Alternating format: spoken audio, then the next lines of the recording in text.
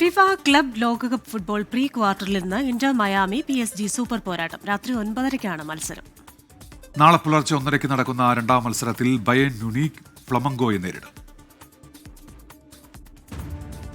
Inter Miami versus PSG മത്സരം എന്നതിനപ്പുറം Messi versus PSG പോരിനാണ് അറ്റ്ലാന്റയിലെ മെർസഡസ് ബെൻസ് സ്റ്റേഡിയം കളമൊരുങ്ങുന്നത്.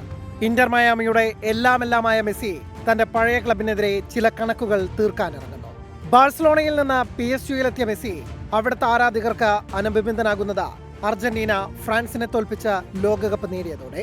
മെസ്സിയുടെ ജേഴ്സിയിൽ ചവിട്ടിയും വീടിന് മുന്നിൽ പ്രതിഷേധിച്ചുമൊക്കെയായിരുന്നു ആരാധക കൂട്ടായ്മയായ PSG അൾട്രാസ് ചുരുക്കി തീർത്തത്. ക്ലബ്ബുമായും ചില അസ്വാരസ്യങ്ങൾ ഉടലെടുത്തതോടെ മെസ്സി പാരീസ് വിട്ടു.